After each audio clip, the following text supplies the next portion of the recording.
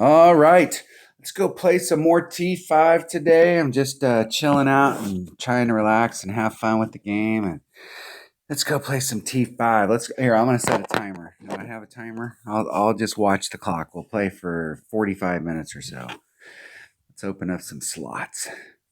Get it rolling. I want to put as much time out just playing those Sharuba Springs holes one-on-one with low developed stuff, just so that the next time it comes in a tournament, there's several holes that I haven't got that I know there's a max overpower hook shot, and I want to go out there and take that shot. I want to practice some of those shots out there just to see what's possible.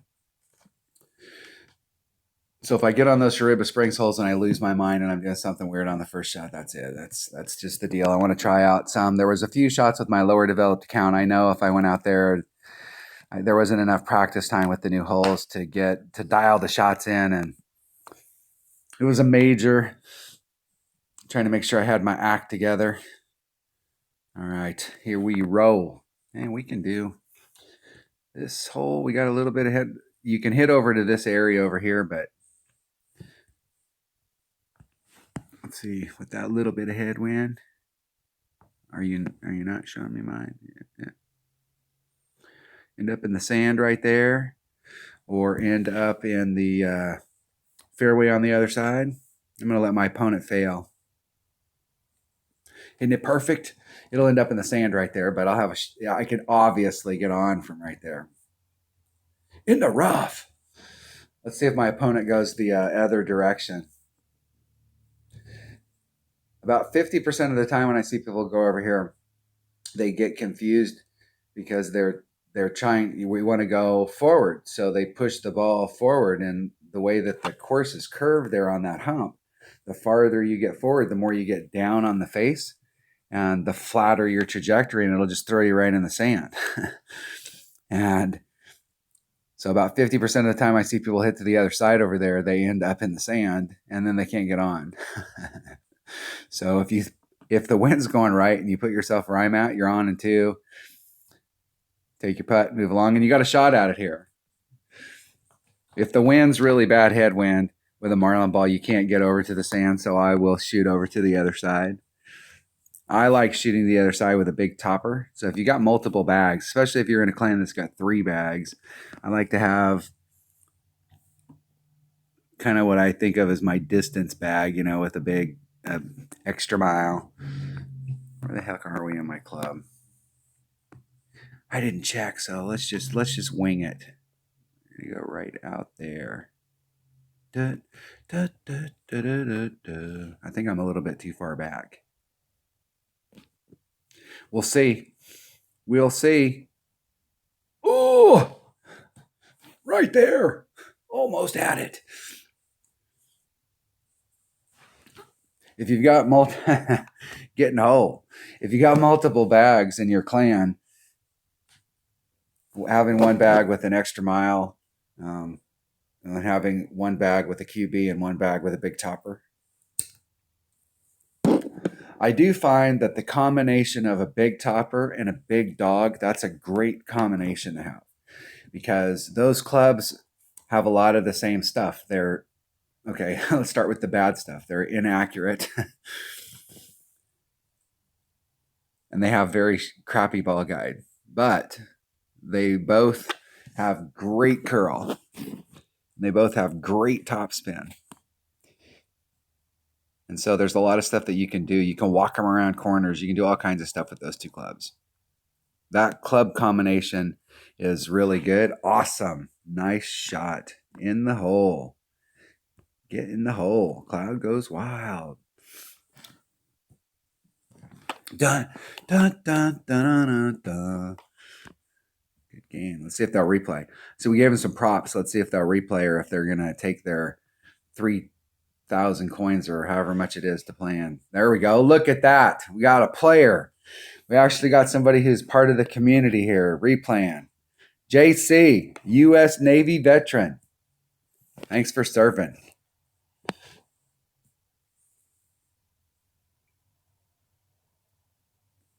This hole right here with the clubs that I have is It's being difficult. It's not wanting to play right. It's not wanting to be nice, man. 2.5 per ring, so half is 1.25, so we're a little less than half a ring. Monster adjustment. Hitting it perfect. Dun, dun, dun, dun, dun, dun, dun. Just trying to lay myself up there so I can pull out my horizon. I was on this hole earlier today when I was shooting video. I think I got this hole. I played for a bit and then I shot a video, and I think I got this hole like 3 times, and all 3 times I had like a 7-mile-an-hour headwind or a 6-7-mile-an-hour headwind, which made it a pain to get to the other side.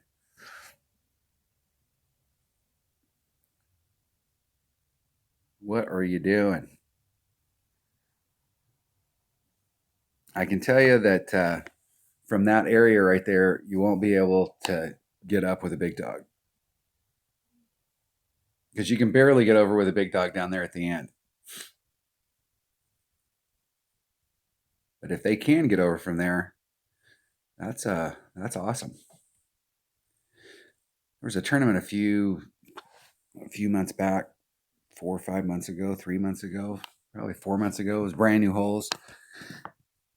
And there was a shot that I was laying up. Like literally everybody else was like trying to go for this monster shot, and I was laying up and people were laughing at me. And then when I got to the second shot, they were not laughing anymore, because half the time they were in the rough and I was on going for Albie. It's 2.8 per ring.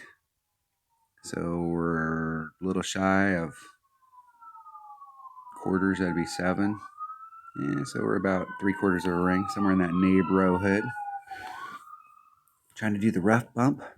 I came out here with my Viper earlier, and the Viper wasn't getting over.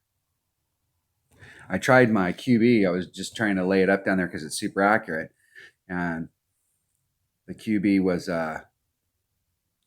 it couldn't get me down far enough in the hole to engage. So then I tried it with my big topper, and I laid it up kind of in the same area to see if the big topper would. Yeah, that's what I'm saying. You can't get over from there.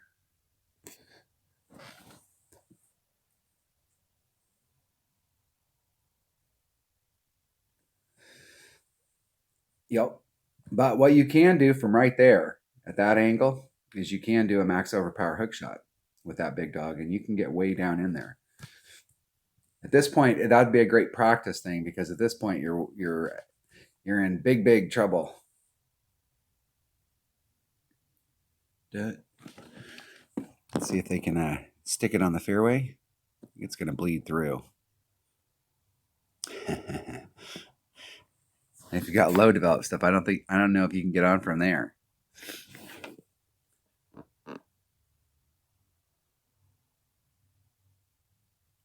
In the hole. Eagle.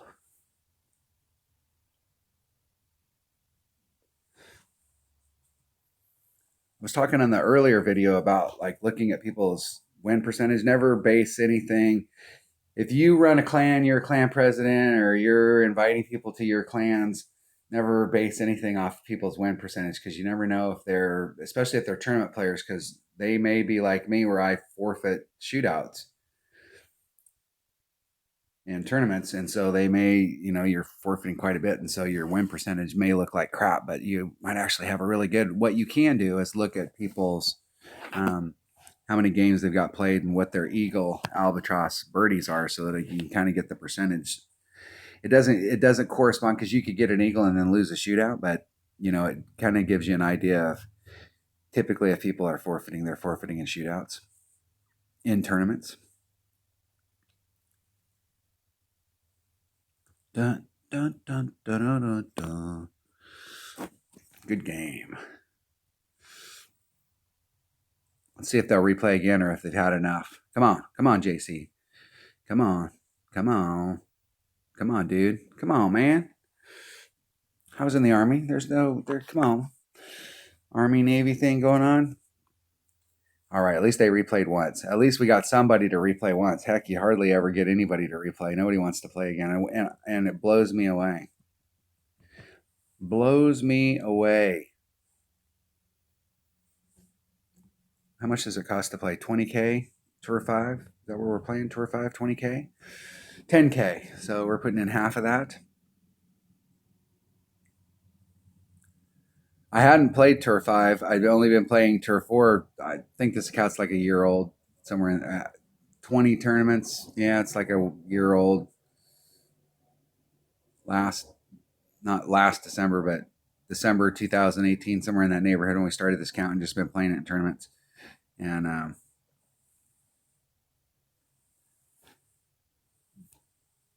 doing the deal. So the change thing, the coin thing, most of the coin stuff that I have is from tournaments. But the week before the Winter Major started, when the holes came out, when these Sharuba Springs holes came out, my teammate Joe Golf had asked me to play for another clan. He's in another clan. He's president of another clan, and asked me to help, encouraging his other players to watch, his players in the other clan to watch my videos to help them out, because there's a lot of newer players. So I told him, yeah, no problem. So I came out and shot some videos, and it took 2 hours to max out Tour 5. I'm gonna go for this. I want to see what I want to see if I can find the spot, if there's a max overpower hook shot up here. So I've taken this twice today. Once I was right there, once I was over there, and I was on the outside on both of them. So I'm gonna go right dead center in the middle, and then it's 2.8 per ring, so it's about 2 rings. So I'm gonna go over just a bit, kind of take the wind out, and see if there is a max overpower hook shot up there that can get us over to that other fairway. Still way too far in. If I get that hole again while we're playing here, I will. I'll take it from. I'll go to the left about 3 rings. Just trying to see if there's a way for us to get up there with a marlin ball. There may not be, but you never know unless you try. And there's no way my opponent could get on in 2. So I will lay it up. They'll be on in 3. I'll be on in 3.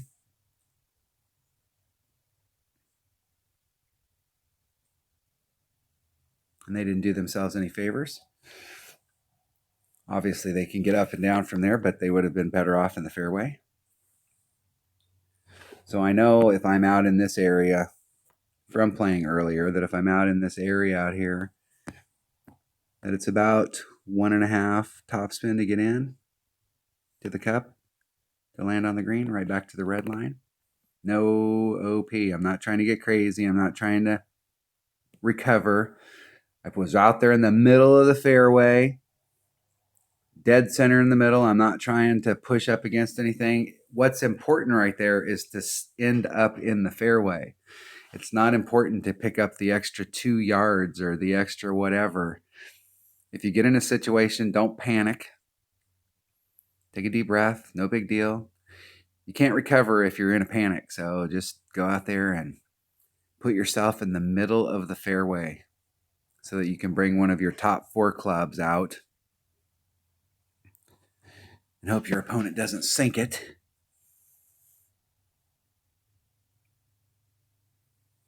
That's the thing is about some of these holes. We're going to be able to get some good reads on some of these holes. I guess it's top spin. I'm going to put on. All right, I'll put on like 2.5 top spin. Where's that putting me? And that seems like too much. Yeah, I'm a little bit further back. All right, we'll try it. Let's go just a titch over 2. Let's hedge our bets. 2 point, there's about 5. So we're a little over 2 rings. It's like 2.4 per ring, somewhere in that neighborhood, 2.5. Hit it 1 ring great to the right.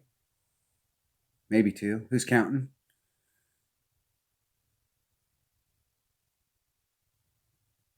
Right up to the cup. And I played that hole 2 times earlier today, maybe 3. And tried to put myself up in that same spot so that I could see how much topspin, backspin it would take to get up to the cup and end up there. So because you have such a limited ball guy with a big dog, somewhere in the 2 range. It's better to be a little short and have to chip it up than it is to put on a little too much and roll off the back of the screen and end up in the rough.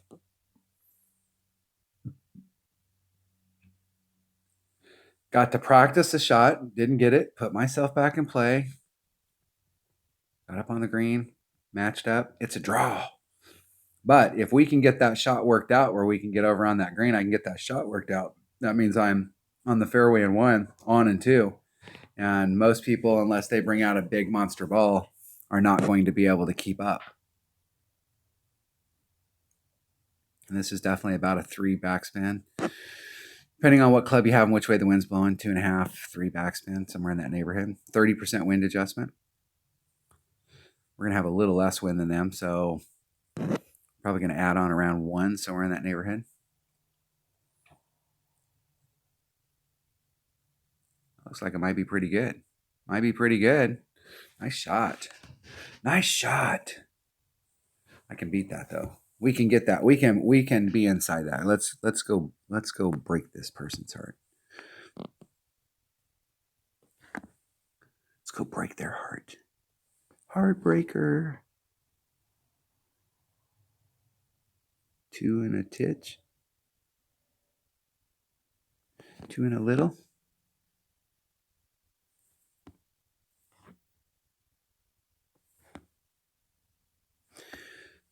And that's going to be 4-4, 1.4 per ring. There's 3, there's 4-2. So we're a little over 3 rings. Just trying to hit it perfect. Hitting it perfect. See if we can go down there and get within the 2.8. I'm a little too fast, I think.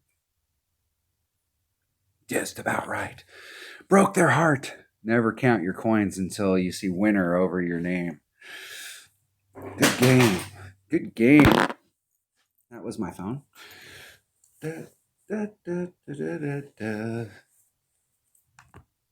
Let's see if they'll rematch. Come on. Oh, we're not going to get another real player. Let's open up a slot. Always want to have empty slots. I'm just the messenger, man. You won't get chest, you won't get club cards if you don't have empty slots. If you don't have a spot for a chest, it's really, I know, because like if you got it, you have to be selective or wise when you buy packs.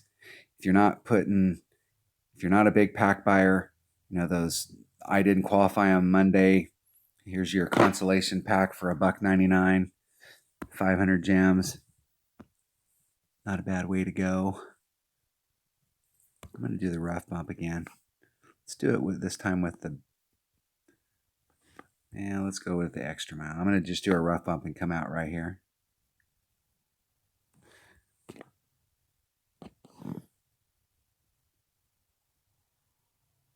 Six FOA.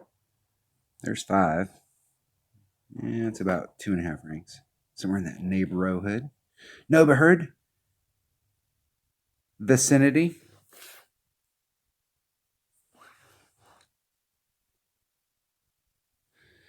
Just rolling it out there. Absolutely no risk. You can take a QB there and you can move it around. But I saw people during the tournament on this hole. They were doing all kinds of strange maneuvers in order to make this loop around. Because I mean, look at your ball guide. It's going here, and you got to make this little loop around. I was seeing people do all kinds of weird stuff to try and just lay themselves up out here. And I'm like, why don't you guys just go out there and do a rough bump?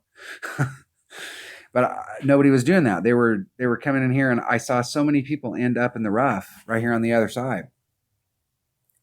I saw some people that had it down. They were coming in here with either a big top or a QB, and they were putting max curl on it, and they were getting it down. But I saw probably just as many who succeeded fail. I was like, you could take that same club and just move it forward and do a rough bump. What's the deal? Perfect. How hard was that?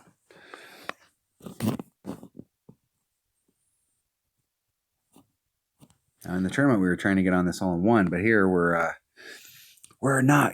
It's not going to happen.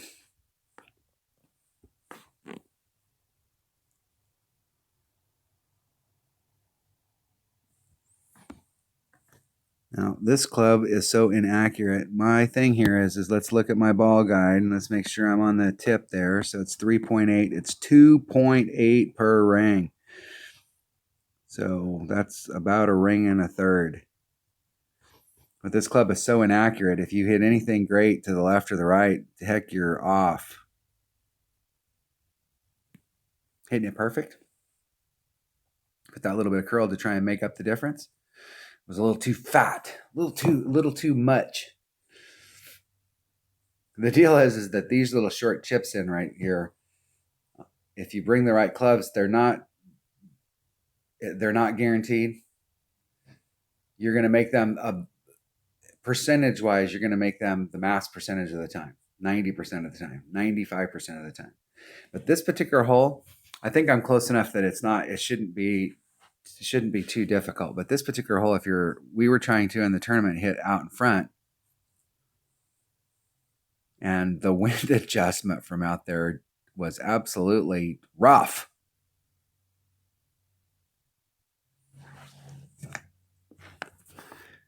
It's like sometimes the wind was playing a factor and sometimes it wasn't. And sometimes it was playing twice as much of a factor.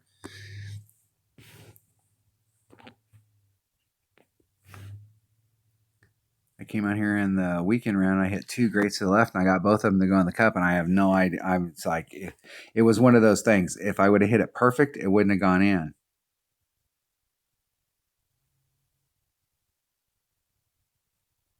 But I hit it great to the left, and it goes in the cup. Woo! That was close. I've noticed that they have changed the dynamic. I put out a video here a few months ago, gravity defying ball. And I'm not saying that I had anything to do with it, but I will tell you that they had gotten super cute on how these balls were swirling the cup. I mean, literally, it was gravity defying. I actually went and spent about 4 hours one day and was reading stuff on gravity assist, refamiliarizing myself from my aeronautical engineering classes when I was in school, and go back and just to remind myself how all that stuff worked to make sure that I was thinking correctly. And after I spent about a half a day, I shot that video, and it's like, this is not possible. I mean, it's absolutely not possible how it was swirling the cup and then popping out. And there's still occasionally happen, but it seems like here in the last month or so that they've quit being so cute.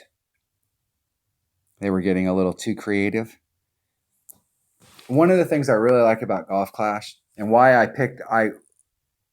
played a different game, a castle building game, and I was like, I'm done. So I quit, and I didn't have anything to go to. So I decided I wanted to play a golf game, or I was going to give them a try and see if that was a good choice. So I loaded every golf game, every golf app that was out there. And then we went on vacation. I told my wife, I said, while we're on vacation, I'm going to try out all these games and see what the deal is. And I quickly went through, I think Golf Clash might have been the last one that I tried. And I was going through the other ones, and they were way too simulation-y. I mean, I'm not trying to get a license here to operate aircraft. I just want to go out and play some golf, and they were way too hell, if I wanted to put in that much effort, I'd just go back and play real golf. 2 per ring.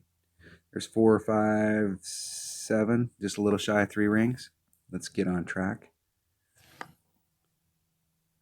And one of the things that appealed to me about Golf Clash is that there is a huge simulation part to it, getting this wind stuff right.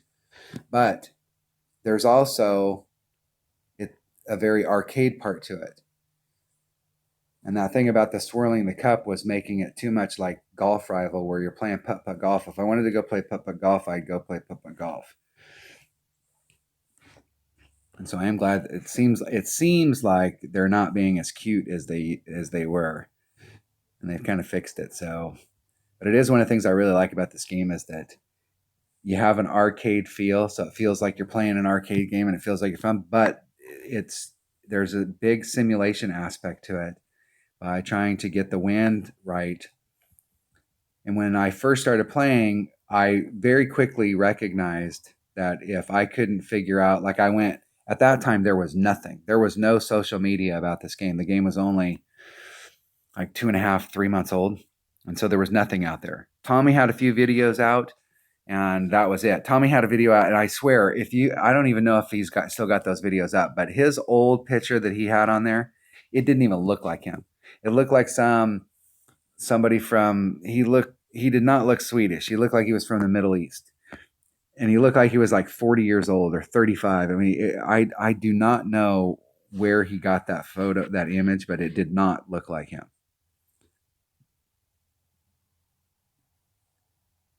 And he had a video out there on clubs because we didn't know what the clubs were going to be. There's a 4.8 right there.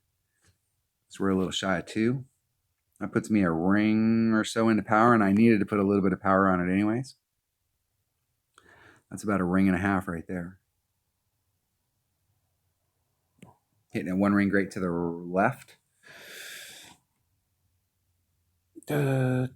So I needed to find some way to adjust for the wind, and on the forum, that's how I found the Golf Clash originally had a forum, and I found the forum, and I went in there, and people were talking about and you still see people do it today, about the grids. Like, we're going to move when you're coming into the cup, we're going to move 3 grids over and 2 grids back,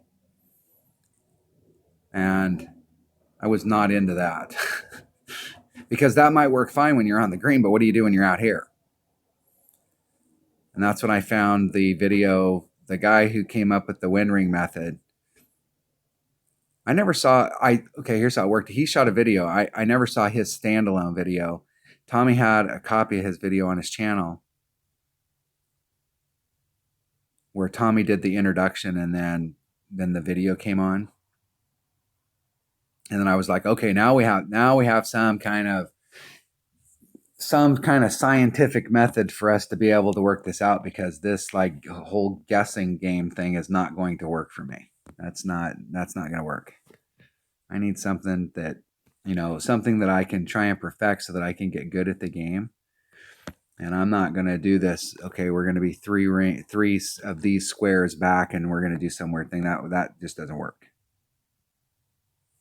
What's funny is that at that point, Tommy was like totally down on the wind ring method. He's like, no, I do. He eyeballed it.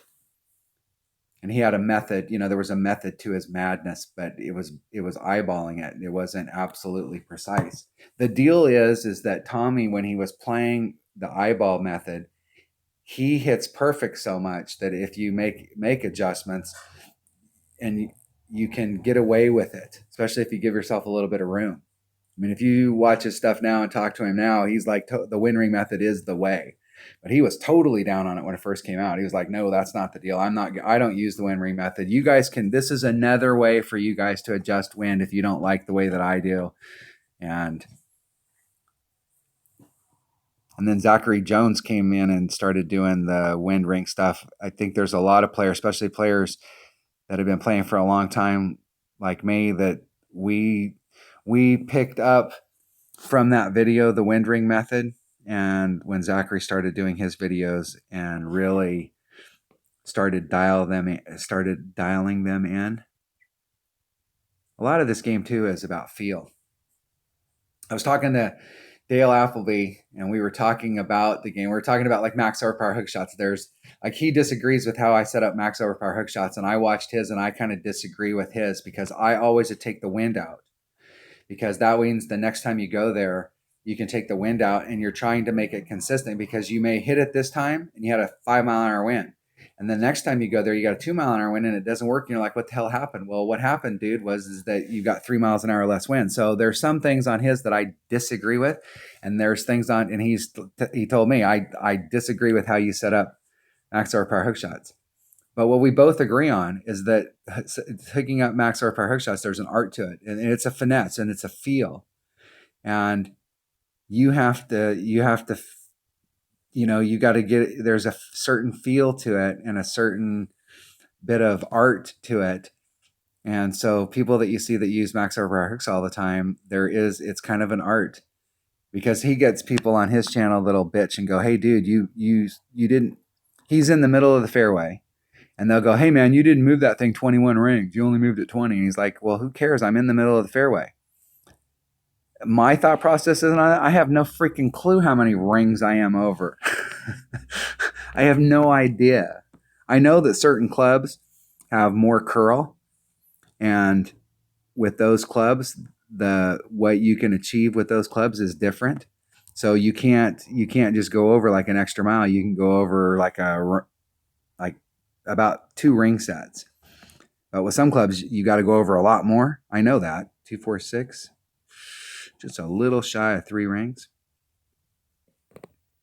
But it's definitely all about the feel, and it's about going out there and playing. That might end up in the sand.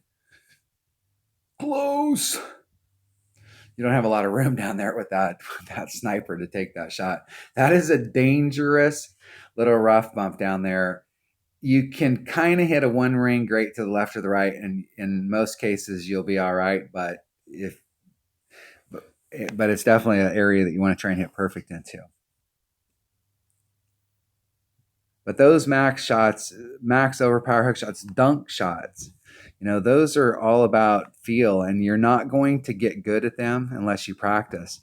And when you go out there, it doesn't matter if it's Golf Clash Notebook or me or Dale or Hank or Tommy or Fenzel or Jesse or whoever.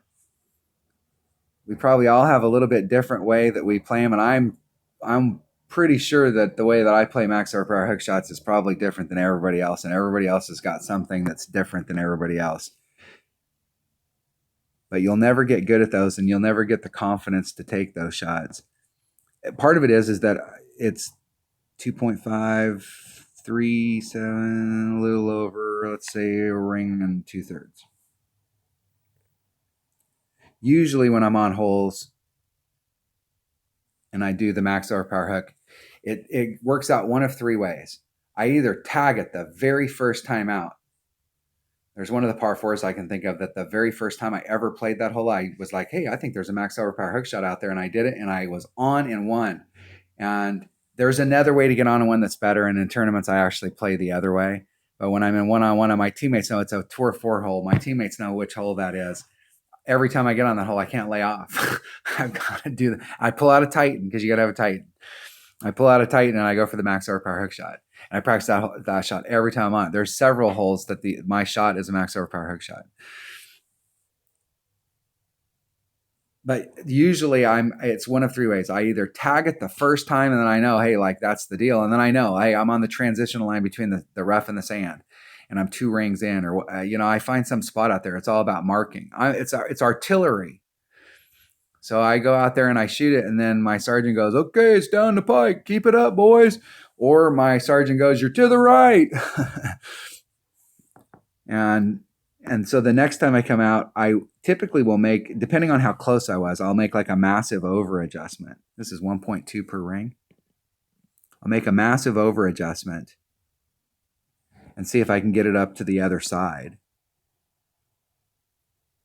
And then the third time I get on there, I'm in the zone. It's about 4 rings. Then I'm going to add some curl on to bring it back to the hole, or it takes me like 12 times to figure it out. And the part of the deal is that it's probably not a viable shot. Let's see if I got my curl right. Whenever you add curl into a shot, there's always a variable. Right there at it.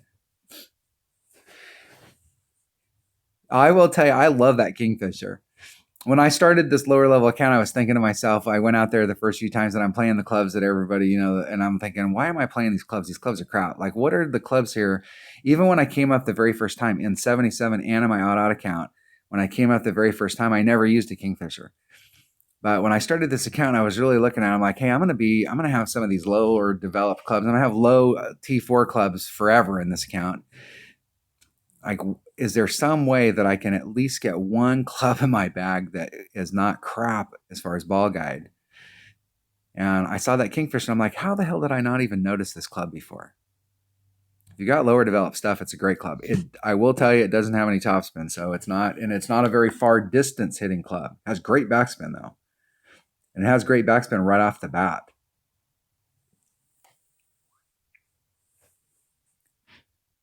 There may be some holes where you're kind of in between clubs. That's why I play with a Saturn. I play with a Saturn because I like the Saturn, even though I have a backbone. And my backbone, at the level my backbone is versus the level my Saturn is, the backbone is comparable. I think it has a little less topspin, but it's comparable as far as backspin and stuff. And it's more accurate. When that Saturn gets to level 9, it starts to really, it does have a different separation, but it's got that backspin. And I feel real, and I like the 2 per ring. It's super easy to make adjustments. It's where it's at right now, and it's level 8. It's 2 per ring, so it's super easy. When I played upper tours, I liked playing with a Saturn because there were shots you get up in there, and depending on where you're at, you needed to do a rough bump, top spin. You need to do backspin, backspin. You end up having to scramble. That's a curl. 50% accurate, 2 per ring. When you're dealing with a 12-mile-an-hour wind, it's pretty easy to do that. When you're dealing with a 100% accurate club, you got to move at 12 rings.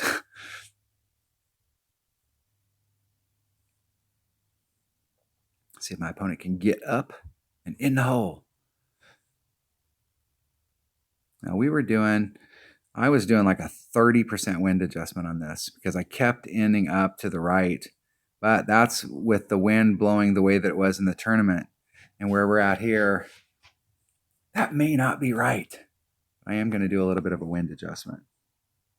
I'll hedge my bets and do a 20% wind adjustment.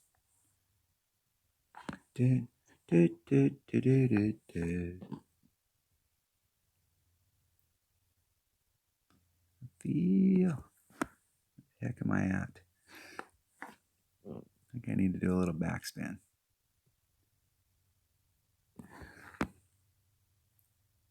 Okay, 20%. That's going to be about a 5-ring pull. So 2, 4, 5. I'll put a little curl to bring it back to the hole.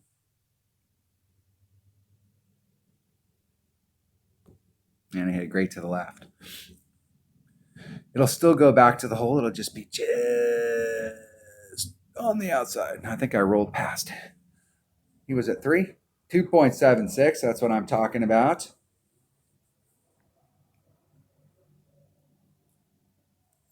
Good game.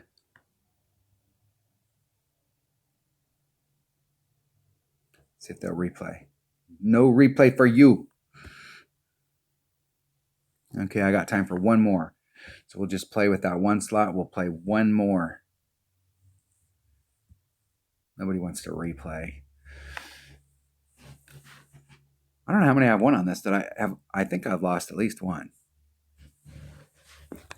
My whole goal is, the reason I'm shooting these is, number one, I want to help you guys understand that there's a huge difference between tour play when you're playing in tours trying to win chess and when you're playing in a tournament. In a tournament, we're playing against the course. We're trying to pick up a shot, and my opponent just happens to be there. But when we're playing out here and we're trying to win chess, the deal is that there's a totally different thing going on when we're playing. Because like my opponent just epic failed. There's no way they can get on from there. So you can go out there and do that same shot and try and be a hero and go, yeah, and then you guys get on and then you go to a shootout and you lose. Or you can come out here and you can go, hey, guess what, dude? That was a big mistake there, buddy.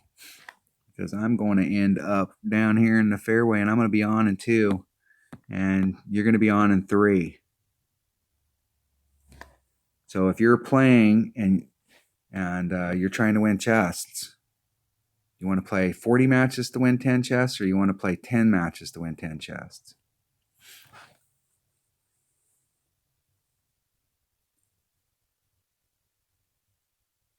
And you look at that shot and you go, wow, that's with that quarterback 7 with the curl that it has. You have to figure that out for what your club is. If you got less than a QB7, what I would do is I would still be 3 rings off, but I would pull back just a little bit.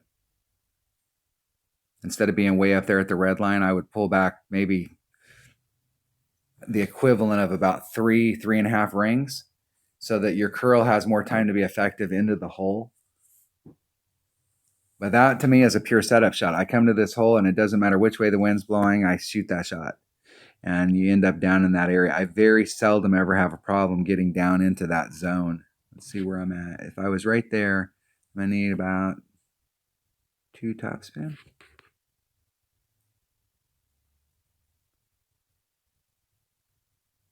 Let's take the side wind out. It's 1.9 per ring, or excuse me, 1.734, what, ring and 3/4. Where does that put me? It puts me about a ring and a half I need into power just to get up there. So there's a ring. There's about a ring and a half.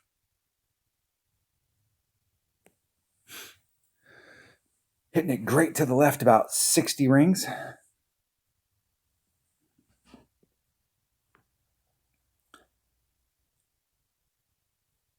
And we're up on the fringe getting ready to take a chip to get in the cup. And where's my opponent?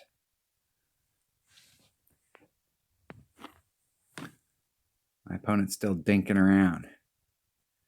If I see my opponent if my opponent goes first and they epic fail, and from where they're at they can't get up, there may be some big shot that's on there that you can take, and it's like, hey, if I take this shot, I'm like, wait, you're already way ahead. Your opponent spotted you a shot. Are you going to go out there and do something crazy and give them that shot back, or are you going to go out there and lay it up with your QB and throw the hammer down? Make them make that shot. I don't know who my opponents are when I'm playing one-on-one, and my job is to beat them. I'm not here. If you don't win and you let them win, they're wasting your time. And I don't like strangers wasting my time. Hitting it perfect. In the hole. Heartbreaker.